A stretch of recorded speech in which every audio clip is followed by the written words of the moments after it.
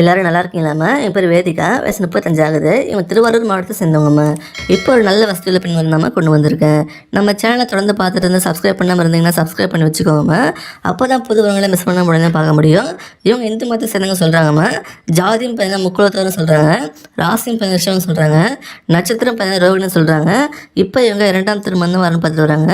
இவங்க ஒரு டிகிரி படிச்சுட்டு சொல்லியிருக்காங்கம்மா. இப்போ பிரபலமான யூனிவர்சிட்டியில் அசிஸ்டன்ட் ப்ரொஃபஸராக வேலை பார்க்குறாங்கன்னா இவங்களுக்கு டீச்சிங் ரொம்ப பேஷன் இருந்திருக்குமா. இவங்க கோல் ப்ரொஃபஸர் ஆகணும் அப்படின்னு தான் அது நல்லா படிச்சிருக்காங்க.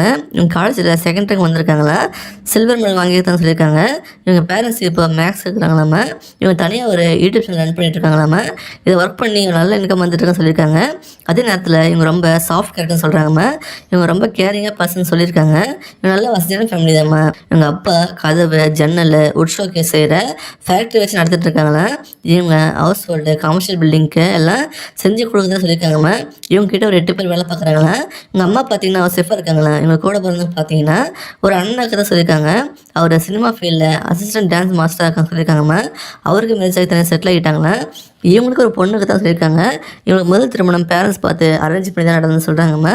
கல்யாணம் ஆன சில வருஷத்துலேயே எங்கள் ஹஸ்பண்ட் உடம்பு சரியில்லாமல் போனதால் தவறிட்டாங்களா. அப்புறம் சில வருஷமாக ஆண் இல்லாமல் தனிமையில் தான் வந்துட்டு வராங்களா.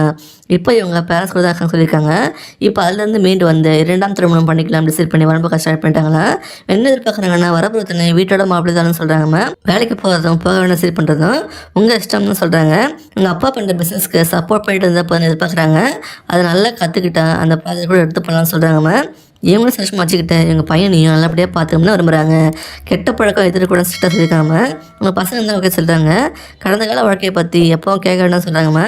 உங்களோட பாஸ்ட் லைஃப் பற்றி எப்போ கேட்க வேண்டாம் சொல்கிறாங்க. கடைசி வர உண்மையாக கூட இருந்து பார்த்துக்கிட்டே போது இது பார்க்குறாங்க. இந்த மாதிரி நல்ல வசதியான நல்ல மனம் படித்த குணவதையும் மிஸ் பண்ணிடாதீங்க.